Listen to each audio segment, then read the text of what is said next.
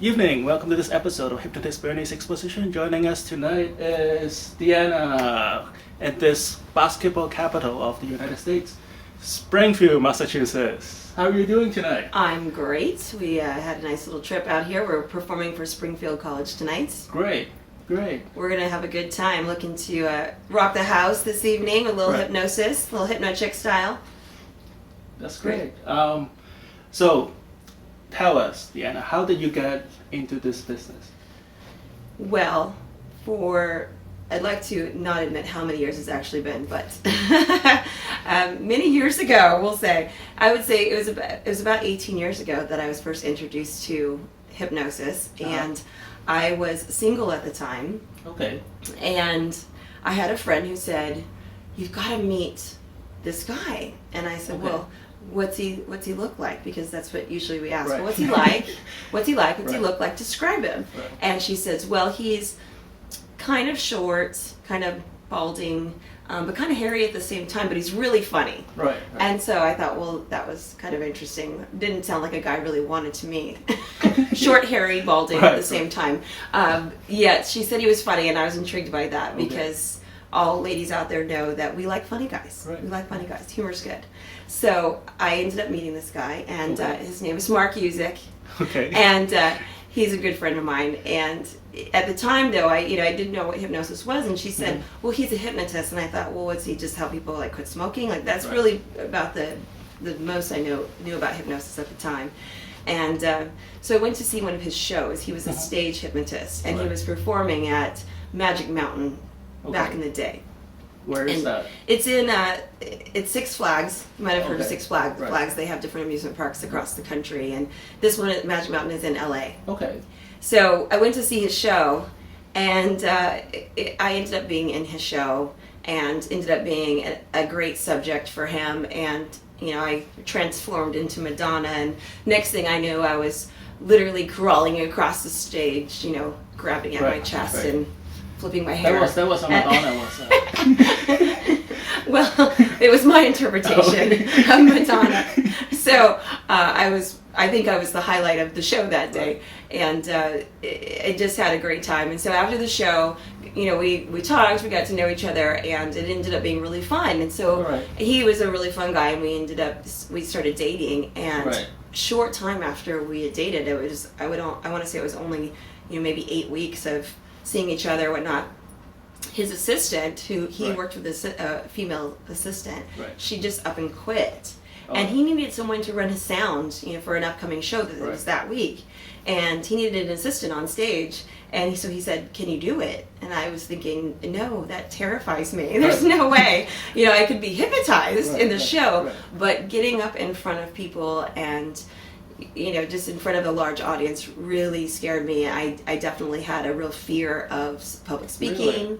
Yeah, absolutely. I could stand up there and try to look cute, but when something came out of my mouth, that made me very nervous. So I just really didn't want to do it. But I thought, well, it could be fun as long as I don't have to talk. If I could just stand up there and be this sound cue, then I could probably pull that off. So I did, and it was really funny. Actually, there's a great story behind this because I want to say we performed together for about a month, consistently, before he realized that I was actually going into hypnosis every single show. And I didn't know enough about hypnosis to really understand what was going on with me. And it was funny because I would go up on stage, and then he would do his live induction in front of the audience, and I was standing up there and just eyes open hypnosis. I was literally going into a hypnotic state, and then he would give me little cues of like, go do this, go do that. And I'd go, okay, because when he told me what to do, then I was taking the suggestion. And so I had no idea that I was actually going into a trance state by working up there. And then all of a sudden, one of the days after the show, his cousin, Ralph, great guy, he says to Mark, we're sitting backstage, and he says to Mark, "I think she's hypnotized." And I can hear what they're talking about, but I was really just kind of sitting there zoned out. And he was all, no, what are you talking about? She's not hypnotized. He goes, no, I think she's hypnotized. So he comes over and gives me the same cue that he gives in the show, which is sleep, and I just fall over. I mean, I just completely double over, sitting there, backstage at the picnic table. And so they, I can hear them all laughing, and they thought it was just hysterical that I would have been hypnotized this entire time. So I don't know, it was kind of their little, they thought it was hysterical, and that I would go into hypnosis, and I'd been in hypnosis for a month, so I had to really learn how to not go there during the show. Okay. And I would, what was the secret? I would sing songs to myself. I would, do whatever I could do to not pay attention to his voice, because as we all know, people can become very conditioned to your voice, and I was very conditioned to his. So that's kind of how it all started. But it was really fun. I mean, we did shows together for a couple of years, and I did thousands of shows with them, and we traveled all over. He was very busy and a great performer. He's just a natural comedian, and people that know Mark's show, and they love him. He's a silly, goofy guy, and he was, as my friend described, very funny. So we're still friends to this day. Didn't work out as a couple, but that's okay. But at the time I wasn't really interested in being a stage hypnotist, because let's not forget I had that terrible fear. And I used to actually have to introduce him over the mic, and I would hide behind the curtain. I could be the voice as long as I didn't have to stand up there and present myself. And so I would go backstage and, ladies and gentlemen, as long as I wasn't in front of the crowd, I'd be okay. So I kind of flew under the radar with that. And so after we were together for a couple of years, and we went out about our own ways, and I decided that I would go back to what was originally what I was doing, was makeup artistry. That's what I was doing, and it was something that always interested me from very young. I loved the whole stage, and I loved dancing, and all of the elements that came together in a hypnosis show. Very much interested me. I was had very low confidence and self-esteem at the time. I was young. So after that time together, and we went different directions, I thought, what is it that I want to do with my life? I just felt like it was a kind of a pinnacle point in my life to decide. And that's when I made the decision. A friend of mine and I were talking, and he goes, you should be a hypnotist. And I said, what? What do you mean? And we thought it was hilarious, because we all know that I was scared to death to be in front of those people. And he was like, no, I think you could do it. You could pull it off. And I thought, no. I don't know that I could, know. And I went to the gym after we had that conversation on the phone that day, and I'm thumbing through the newspaper, and all of a sudden there's a huge ad that says hypnotherapy training. And I thought, okay, that's weird. Is there someone watching me? Did they know I was having that conversation? And doors of opportunity open in life, and I just looked at it like, wow, okay. And I have now, to this day, I have a real motto, which is feel the fear, do it anyway. And I didn't have that motto then. But I've learned to now have that motto because of overcoming that obstacle. So I went to San Diego Institute of Hypnotherapy, and it changed my life. I mean, personally. Because, I actually had friends say, well, why do you need to go to hypnotherapy school if you had all that experience of being on stage and being a hypnotist? And I thought, well, I really want to know everything about hypnotherapy. I don't want to be up on stage doing hypnosis and not knowing the clinical side of it. I wanted to be able to help people. I knew that for me doing it, I was overcoming my own obstacle. And I know that I'm no different than everyone else. There's got to be a million people out there that have that same fear. And I felt like I should address that for people. And so from the very beginning, in designing my own show, I didn't just take someone's material and do it. That's very important. I ended up meeting the love of my life at that period, and my husband Troy. And Troy's very creative, and he helped me. He and I together wrote all of our sketches. And at the time, he owned a travel company. And so we thought, how much fun would it be to design all of our sketches as if people were going on a vacation in their minds. And so we designed several different shows with the idea that we would take people to a destination, and then they would experience all these crazy things that would happen to them in that destination. And so that's really how we started off the show, and I thought it was great because it gave us a storyline. Right. to our show, rather than just now you're this, now you're that, now you're a washing machine, now you're a, Right. you know, I didn't want it to be corny ever. Okay. I wanted it to be creative and imaginative. And Right. I mean, if I'm taking people there in their own minds, Right. I should be going there to that most imaginative place as well. Right. And so it made it fun for me. It made it exciting to be able to figure out ways where we could bring people to a place in their imagination, but not make them feel embarrassed. Okay. Or you know, they're up there doing ridiculous things. I wanted them to really feel like they, you know, had an amazing time, and if they could do this, imagine what else they could do in their lives. Right. I feel like in every hypnosis show, well, at least if it's a good one, there should be that moment Right. where a person, because of your show, is put up on that pedestal, and Right. everybody in the audience is clapping, and Right. it's just that moment of like, oh my gosh, that person was so great. Right. They were so hilarious, and they made everybody, you know, whether it be 500 people or 5,000 people, everybody came together and was laughing and cheering because of what they were doing in a really positive way. Right. So, I mean, think about how that really touches someone after the show when people come up to them and say, oh my gosh, you were so great.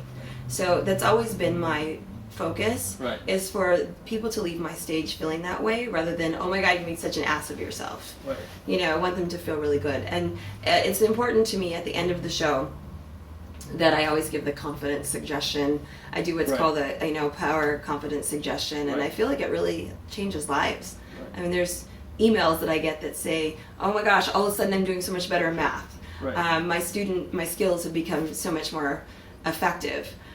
Or I have so much more confidence after being in your show. Thank you so much. And I say, no, don't thank me, thank yourself. You Right. just took the suggestion. You know, so that pleases me. I like that. So my friend Mark Usick gave me much more than just, you know, a couple years of like traveling around the world. Right. It was an intro into a career that I really never thought was gonna, you know, Right. like I said, the doors of opportunity, when they open to you, you have a choice So to pass through them. let's backtrack a little bit. Yeah. Back in the hypnosis school days, Yeah. how did you feel being so much more experienced than your classmates? You know, well, in clinical hypnotherapy, there wasn't a lot focused on stage hypnosis. Okay. It was mostly focused on therapeutic situations. So I didn't feel like I had an advantage. Sometimes they would bring that up, and they actually showed film, and I was in the film. So I was like, oh god. And you know, and they all kind of looked at me like, oh my gosh, yeah, you've done all this stuff. And so that was nice, you know, it's a Right. nice compliment, but I really, let's remember, I didn't have a lot of confidence in myself Right. at the time, so I didn't always see it as such a, you know, phenomenal thing. And you know, looking back, had I known that I was going to go into this as a career, I would have paid attention a whole lot more during the show, because it wasn't like I was sitting there taking notes, you know, Right. of the show, like, oh, now he did this, and now you do this. I never But, did any you know, of that. it's all sinking in, you know. You know, absolutely. But I feel like you have to go out there and make it happen for yourself. Like, to get good on stage, you just have to take action, and you have to do it over and over and over and over again, and keep tweaking what you do. And you don't get that real command of an audience without Right. experience. Right. So even though I had been on stage, it gave me enough confidence to Okay. at least get me out Okay. there. And then I had a lot of fears to overcome. I remember the first, you know, show I ever did Right. after it was over, and I think everybody was drunk in the audience. I was in a bar, and not the ideal situation, and I wouldn't want to be doing shows like that anymore. But after the show was over, I thought, okay, I never have to do my first show I was again. just about to ask you, tell us about your first show. Oh, I had somebody in the audience that I knew was really good at going into hypnosis. Okay. And so she was my, you know, and I wouldn't call her a plant, because Right, she okay. actually She was was actually very very good nice, at tapping into her deeper states of consciousness. And so I knew she was kind of like, for sure, Right. an in.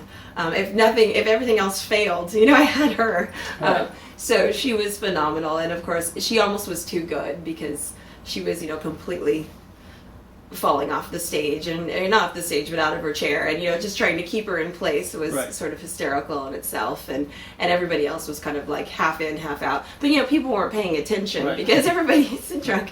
It was more about the action of just Right. doing that first show. But you know, something interesting for perhaps a lot of women watching, I know for me, I had for many years a weight issue. Okay. And I would kind of gain and lose about 30 Wow. to 40 pounds.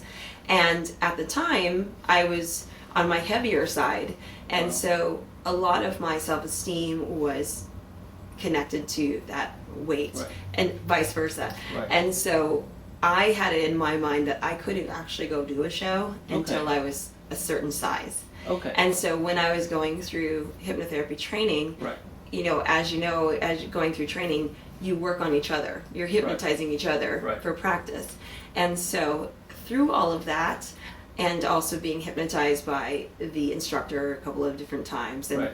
as an example in front of the room, you're like, okay, I'll go. I discovered many things about myself and my personal associations with food and connections, and why I ate for the wrong reasons, and Right. why my self-esteem was where it was. And so a lot of discovery of my childhood and whatnot. That's what helped me realize that I was putting it out there. Like I hadn't done a show yet at that Oh, wow. point. Yes. And so I was saying to myself, oh, well, you can't do a show until you're this size. Okay. And so I realized that would be my one reason to never pursue my dream. And Okay. I think a lot of people watching might understand that, we put those excuses in our lives That's true. sometimes Yeah. as obstacles to never move forward. And you just always have your reason. And then you don't have to blame yourself. You can go, oh, well, because of this, I Right. couldn't go do. And it's really a bunch of baloney. I mean, it's not real. It's a, getting out of your own way kind of thing Right. that I needed to get over. And so I thought that's when the feel the fear, do it anyway came to my mind. Right. And I just realized that it was a moment that I Right. needed to grasp, and it had to change my life. I had to move forward through that fear and just go, no, I'm going on this size, Right. and that has to be okay. Right. And so I did, and it really did start changing everything. I would say within that first 6 to 8 month period, completely changed my life as far as my weight. Right. I lost the weight and I never gained it back again. Oh, wow. So it's been Congratulations. thank you. It's been a phenomenal journey with that, and Okay. so now I that's one of the big things in my life. It's a huge passion is Right. to help women with weight loss. So That's great. Let's switch the gear a little bit. I noticed there are not a lot of female hypnotists yeah, there's doing not. stage shows. Apparently, I got a, like, this is not a stats that I found, but there are a lot of female hypnotherapists, but not a lot of female stage hypnotists. Yeah. So, how do you see yourself being the role of a female doing this in a male-dominated field? I think I have a different perspective, Okay. for sure. Not only the way I approach it, but also the way the audience perceives it. I Okay. think I probably get away with a little bit more than men do, because when Give us an example.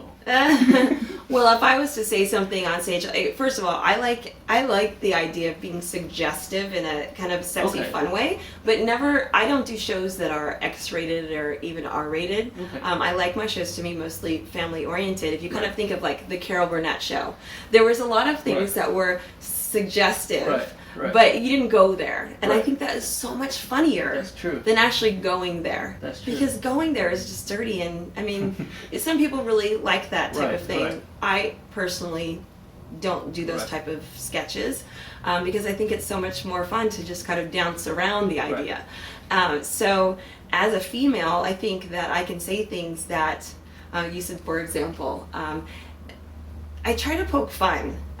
Like I do this skit. We were talking about this before we Right, started taping, Right. where I say, whenever I say the word romance, all the men in my show that are hypnotized have this uncontrollable desire to come and romance me and give me Right. a hot, passionate kiss. Right. And I say, but when you get 1 inch from my face, Right. you're going to realize that I have the worst breath you've ever smelled in your entire life. So I kind of like to poke at make fun of myself. I'm willing to put myself out there Right. because now they think I have terrible breath and they say really mean things to me, which I think is so funny because they'll go, "Oh God, girl, like you need to do something about that." And they hand me gum and wow. they're like, "Ah," yeah. And I try to get them to Oh, be yeah. very verbal because Right. it's funny and. sometimes they just say terribly rude Right. things, which is what I'm poking for. Right, I right. want them to. But I've seen men do sketches where they're going to have the women come and rub up against them, and it just feels gross. Right. I don't know, and I don't think a man in the audience wants to see his wife or girlfriend doing that. Right. With the hypnotist. So, Right. and plus, I think it comes across very arrogant. Okay. Whereas if you could poke fun of yourself, and as a female, I would like to always come from that approach where I can kind of poke fun and be a little bit sexy, but not have to be like, oh, I want everyone else on stage to be the ones that they're looking at, Right. rather than. But do you feel, well, a lot of female would feel that as they approach a male-dominated kind of career field, they feel there's a certain resistance that are put in front of them. Do you Well- feel the same way being, a female in a male-dominated field? I've never really thought of it that way. Honestly, I never felt like from the beginning, oh, I'm against all these men, Okay. or I need to make my place. I really feel like you need to do what you need to do for yourself and what your dream is. And I couldn't say that I was dreamt of being a hypnotist when I was a little Right. kid. I mean, I never would have thought that this is where I'd be. But I honestly did have very big dreams about being on stage, even though I had Oh, such a wow. fear. That's- As a that's- child, I pictured myself there. Okay. And interestingly enough, that's where I am. Interesting. And there's hurdles that needed to be, I need to find myself through in order to find that place. And I never would have thought hypnosis would be the medium of being on stage. But I feel like as a role model, it's really interesting and fun to think that these little girls come up to me after my show and they're like, I want your autograph, and they look at me with Oh, starry yeah. eyes, and they say, I want to be a hypnotist. Oh, wow, I think that's that is great. so. I mean, that only would happen in this era. Right. And as a female hypnotist, great to have that kind of positive influence. Because I'm sure they look at me just thinking, okay, she's having so much fun up Right. there. My show has a lot of music and, infused throughout the entire show. I have a DJ Oh, yeah. that plays, really fresh beats, and it's all, hip, Right. cool music. And the show is super high energy the whole way through, except for the induction. Little part. Although some people say that I'm like screaming at them in the induction. I like to my induction to be powerful, It's audible. Yes, you hear. You have to be loud enough. That's my thing. I like it to be all encompassing, Right, right. so they're focusing on what I ask them to Right, focus on. right. And that, however you want to perceive it, is good. But I think it's fun. I like being a female in this business. And there's not too many, like you said. Right. But it gives it. I mean, I've had so many opportunities Right. doing what I do. I've traveled the world and get to go to cool places. And the name Hypno Chick, Right. which is my trademark, Right. and it is trademarked, by the way. I actually didn't name myself that.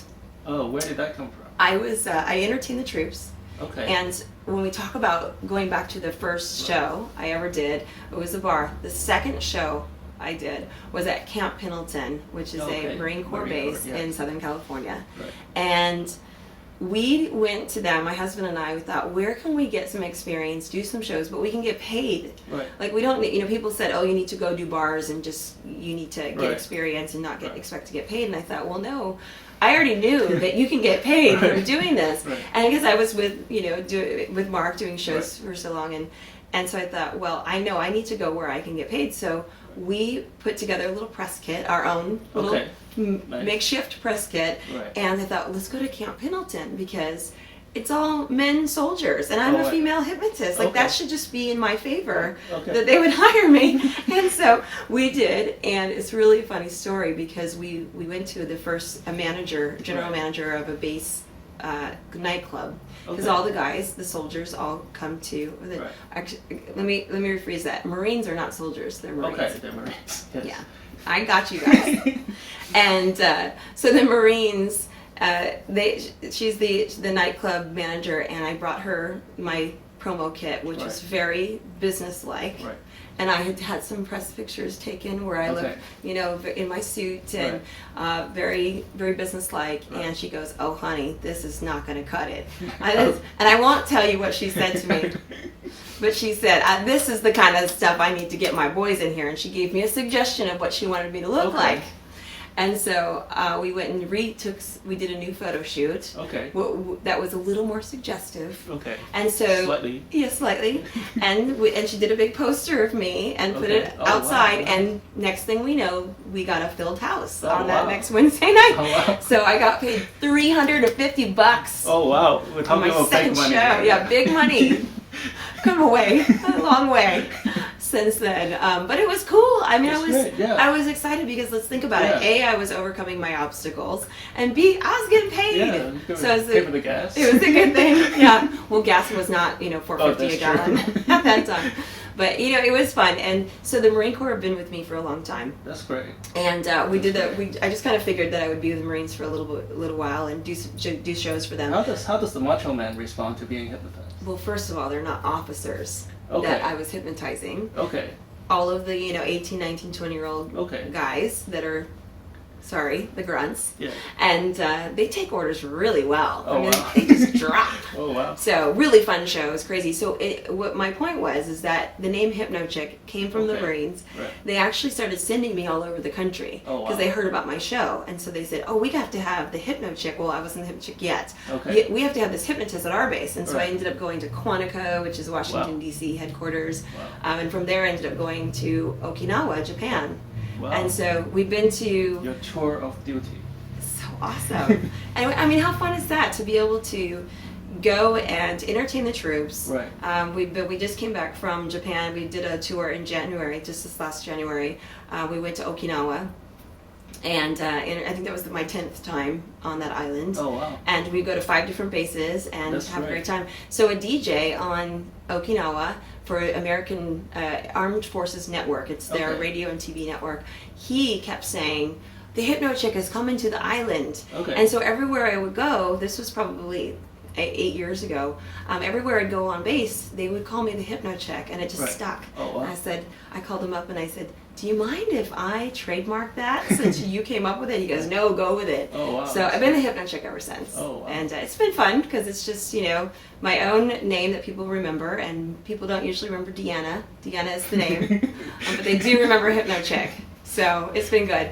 But as far as being a female, I've had only a couple of men say, the Hypno Chick, isn't that kind of degrading? And I think, well, no, it's catchy and fun. What are you thinking? And that's what the show is. It's entertainment, so it's all good. What is the one of the most unexpected response you got from a subject? Is there one? I don't know if there's one most unexpected. I mean, just craziness all the time. It's so fun because you can give. Well, you can give the suggestion and then it goes a completely different direction. Right. Do you want me to tell you a Marine story or the first story that comes to mind? Well, the first story that comes to mind is when a guy dropped his pants on my stage, which is a little shocking, especially when he's not wearing any underwear. Oh, wow. But the good thing is it wasn't a family show. Okay. And it was a Marine Corps show. Okay. And the Marines, they just get kind of wild. Right. I mean, they're there having beers. Right. And it was the suggestion that he had ants in his pants. Oh, okay. And what would a Marine do if he has ants in his pants? Right. He takes his pants off. Right. Like, hello. Yeah. I didn't really think that went through all the way. I mean, it was a normal, fun skit. And I don't do that one anymore because of that. So, but there's trial and error. Yeah. This is what happens. Right. Yes. But it was really funny. It brought the house down for sure. There was not a dry eye in the house for at least 5 minutes. Right. And he's putting his pants back on, and he didn't mind. That's the thing. He wasn't embarrassed. He's a Marine, so he's like, hey, gotta do what you gotta do. Yeah. But there's been many things. I had a lady one time. I was at a show in Iowa, and we were at this great fair in Iowa. And the audience was mostly farmers and their wives, and she was this lady that was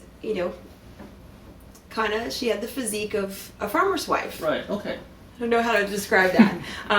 She probably doesn't work out a whole lot. Okay. Probably eats a lot of bacon and casseroles. Okay.